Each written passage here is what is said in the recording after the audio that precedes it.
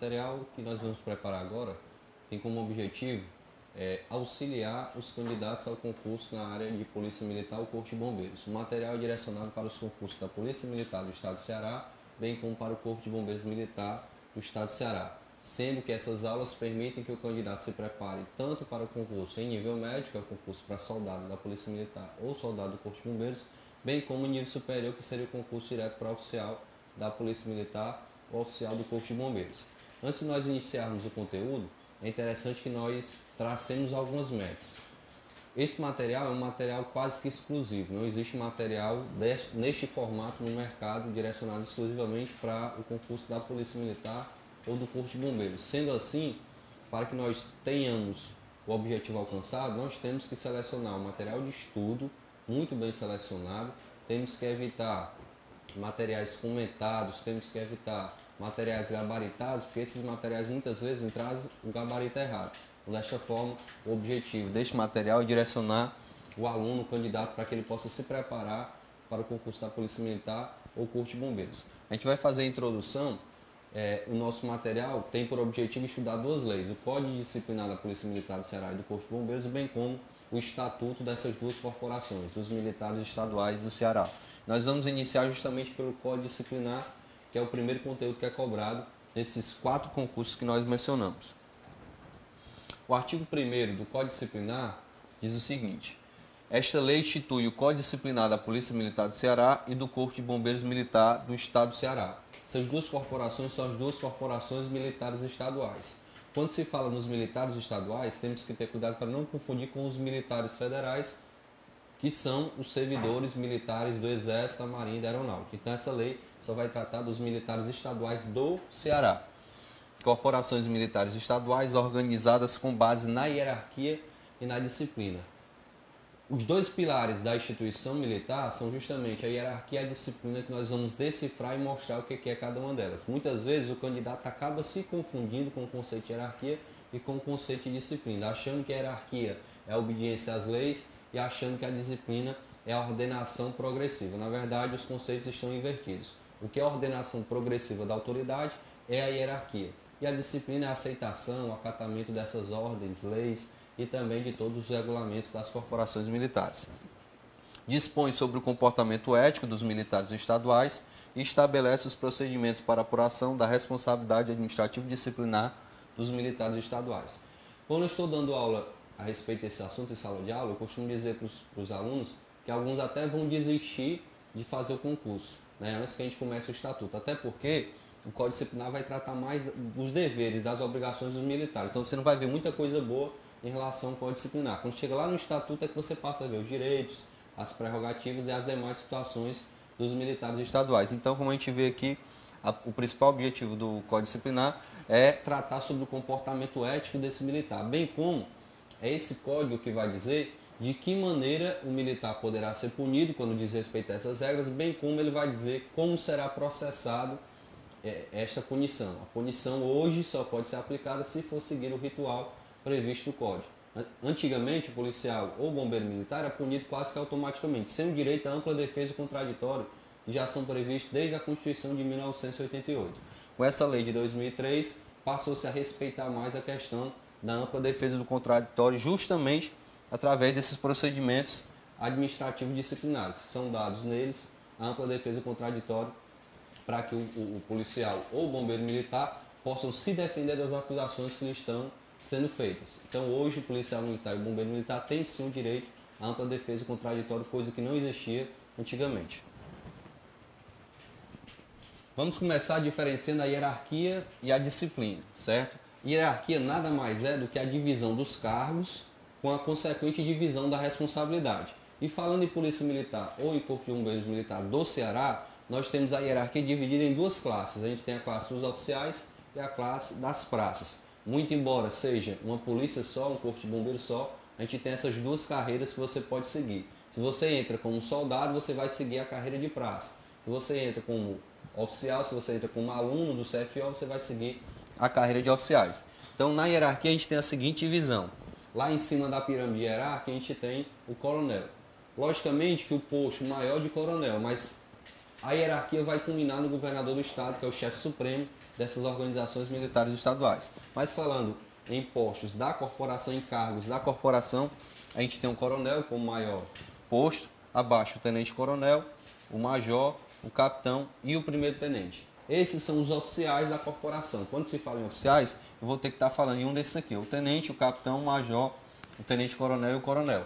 Alguns alunos perguntam, professor, por que do primeiro-tenente se não existe o segundo-tenente? Em algumas outras corporações, Exército, Marinha Aeronáutica, outras polícias de outros estados e outros corpos de bombeiros, ainda existe o segundo-tenente. Mas aqui no Ceará esse cargo foi extinto, esse posto de segundo-tenente não existe mais. Então nós começamos aqui a falar em oficiais, a gente fala primeiro no primeiro-tenente. Abaixo do primeiro-tenente a gente vai ter o aspirante e o aluno do CFO, certo? O aluno do CFO é o cidadão que passou no concurso para ser oficial. Ele vai passar por um curso de formação que tem duração de 3 anos. Após esse curso de formação, ele vai passar por um estágio supervisionado, que é chamado de aspirantado. Então, enquanto isso, enquanto aluno do CFO, enquanto aspirante, são chamados de praças, sim, mas são consideradas praças especiais juntamente com o aluno soldado. Então, enquanto você estiver em período de formação, você vai ser considerado uma praça especial. Tanto faz o período de formação para você chegar à carreira de praça, que é como aluno soldado, bem como no período de formação para chegar à carreira de oficial, que é aluno do CFO e depois no estágio supervisionado como aspirante. Então, a gente tem um aspirante, que é a praça de maior grau hierárquico. Abaixo a gente tem o aluno do CFO, que também é conhecido por cadete. Temos o subtenente, o primeiro sargento.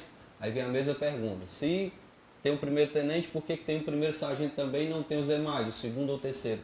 Outras corporações, como eu já falei, Exército, Marinha Aeronáutica, ainda tem o segundo e o terceiro sargento. Aqui no caso da Polícia Militar do Ceará ou do Corpo de Bombeiro Militar do Estado do Ceará, não temos mais nem o terceiro, nem o segundo sargento. Temos abaixo o cabo, o soldado, o de menor hierarquia é o aluno soldado. Então a divisão dos cargos, como a gente viu, são divididos em postos ou graduação. Quando eu estiver falando dos oficiais, eu estou falando de posto. O nome do cargo do oficial é posto. Posto de primeiro-tenente, posto de capitão, posto de major, posto de tenente-coronel e o posto de coronel. Do aspirante para baixo, todo mundo tem graduação, certo? Tem a graduação de aspirante, aluno do CFO, subtenente, primeiro sargento, cabo, soldado e aluno soldado. Então, o nome do cargo dos oficiais é posto. O nome do cargo das praças é graduação. Esse posto dos oficiais vai ser conferido por ato do governador do estado. Então, tanto quem vai nomear os oficiais como quem vai promovê-los é o governador do estado. E a gente costuma fazer uma relação que o governador é responsável por promover os oficiais, bem como é o único responsável por demiti-los. Só quem pode demitir um oficial da Polícia Militar do Ceará ou do Corpo de Bombeiros Militar do Ceará é o governador do estado. Para isso, ainda tem que ter autorização do Tribunal de Justiça do estado. Então, aqui a gente tem os postos dos oficiais que são conferidos por ato do governador, que é o cidadão responsável por promovê-los, bem como é o único que pode demiti-los. Em relação às praças, a gente tem a graduação. Quem é que é responsável por nomear e por promover essas praças? Já é o comandante-geral da respectiva corporação. No caso, o comandante da Polícia Militar ou o comandante do Corpo de Bombeiros. Então, quem nomeia, quem promove as praças é justamente o comandante-geral. E alguns alunos acabam confundindo quando se trata aqui das praças especiais. O cara entrou para fazer a carreira de oficial, entrou como aluno do CFO. Quem é que vai promover o aspirante? Quem vai promover o aspirante é o comandante-geral e não o governador, como algumas pessoas pensam. Por quê? Porque a promoção aspirante ele está sendo promovido a uma graduação, ele está como praça. Já de aspirante para primeiro-tenente, quem vai promover é o governador do estado, porque agora ele está sendo nomeado oficial. Esse oficial, como a gente já falou, ele tem um posto. Além de receber o posto, ele recebe um documento chamado carta patente. Algumas pessoas confundem e acabam dizendo, a patente daquele cidadão é coronel, a patente é tenente. Na verdade, a patente é um documento que confere ao oficial todos os seus direitos e todas as suas obrigações. É a chamada carta patente. Em relação às praças, como a gente já falou, a gente vai ter a graduação. Então, o conceito de hierarquia, o que é? É a divisão da responsabilidade com a consequente divisão das funções dos cargos. Lembrando que a gente vai ver aqui no Código Disciplinar que quanto maior for o grau hierárquico, maior será a responsabilidade. Consequentemente, se nós tivermos dois policiais militares de graus hierárquicos diferentes cometendo uma mesma transgressão, provavelmente o de maior hierarquia vai pegar uma punição maior. Eu tenho um sargento e um soldado que cometem a mesma transgressão. Provavelmente o sargento vai pegar uma punição maior, até para servir de exemplo para ele. Então essa é a divisão da hierarquia, a gente aprendeu o conceito de hierarquia. O que seria então a disciplina, professor? A disciplina, pessoal, é justamente a aceitação disso aqui.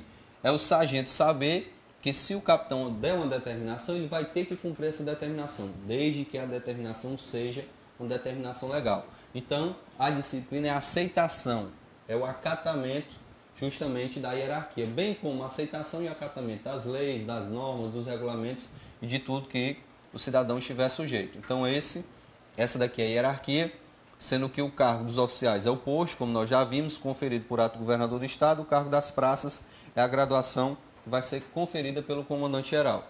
Os oficiais são promovidos por ato do governador, sendo esta autoridade a única responsável, a única que pode demiti-los. Já as praças, quem promove as praças, como eu falei, é o comandante-geral. Sendo assim, o comandante-geral pode demitir essas praças ou expulsá-las. Mais à frente a gente vai ver a diferença de demissão para expulsão. Então, o comandante-geral pode expulsar ou demitir as praças, bem como o chefe da Casa Militar, o secretário de Segurança Pública ou o governador. Então, do comandante para cima, essas pessoas, essas autoridades poderão demitir ou expulsar essas praças.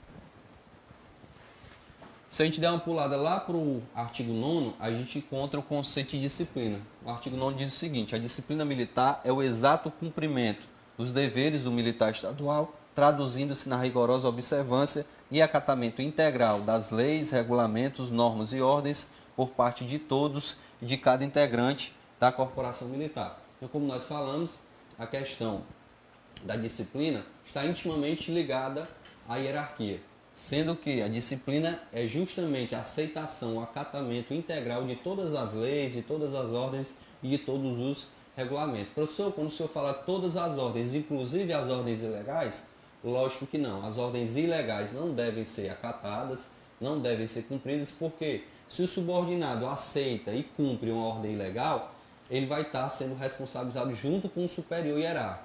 Então, se o superior deu uma ordem ilegal e você cumpriu esta ordem ilegal, você e o superior serão responsabilizados por essa ilegalidade que foi cometida. Professor, o que eu tenho que fazer então se meu superior me der uma ordem ilegal? Você não deve cumpri-la. E tem um artigo no Código Disciplinar que respalda o militar. O artigo diz que se o militar receber uma ordem que pareceu obscura, ou seja, ou ele não entendeu direito, ou ele está achando que essa ordem é ilegal, o que ele deve fazer? Deve pedir que os esclarecimentos necessários sejam oferecidos de maneira formal. Então, se você der uma olhadinha no artigo 10, ele vai garantir isso para a gente. Vai garantir que se o subordinado tiver alguma dúvida, achar que a ordem é obscura, ele pode solicitar que essa ordem seja dada de maneira formal, ou seja, por escrito. Dessa forma, o subordinado vai ter como provar que o superior deu uma ordem ilegal e, portanto, não cumprindo, não será punido. Bem como se o superior der uma ordem que não seja manifestamente ilegal, ou seja, não está na cara que aquilo é uma ordem ilegal, se você vem a cumprir essa ordem, também previsto no artigo 10, você não será punido, porque tudo indicava que aquela ordem seria uma ordem legal. Você cumpriu, mas foi verificado depois se tratava de ordem ilegal. Podemos citar o exemplo da prisão. O superior hierárquico diz: prenda aquele indivíduo que tem um mandado de prisão em aberto. Você, acreditando na palavra do seu comandante, vai lá, efetua a prisão, leva para a delegacia, mas ao chegar na delegacia, o delegado lhe diz: puxou o nome do rapaz no sistema, esse cidadão não tem mandado de prisão em aberto. Sendo assim, você cometeu ilegalidade, mas quem foi o responsável? Seu superior hierárquico lhe deu essa ordem ilegal. A ordem parecia ser legal, portanto, você não será punido, somente o seu superior hierárquico. E em relação ao artigo 9º ainda, ele dá como exemplo de disciplina justamente a obediência às ordens legais dos superiores. Então lá no artigo 9º você vê várias situações, vários exemplos de disciplina, como a dedicação em tempo integral, tudo aquilo relacionado com a disciplina. E um dos exemplos lá diz que a obediência às ordens legais dos superiores é um exemplo de disciplina. Sendo assim, o militar só deve cumprir as ordens legais, não cumprindo as ordens ilegais, porque senão será responsabilizado em conjunto. Se o superior lhe dá uma ordem legal e você vem a se exceder, ou seja, você vem a exacerbar essa ordem, exacerbando a ordem, você exagerou, foi além do que o comandante determinou, sendo assim você vai ser responsabilizado sozinho pelo excesso, por ter exacerbado, por ter ido além da determinação do seu superior hierárquico. Desta forma, a gente acaba aqui a introdução, a gente viu o que é hierarquia, o que é disciplina. Na próxima aula a gente dá continuidade ao conteúdo.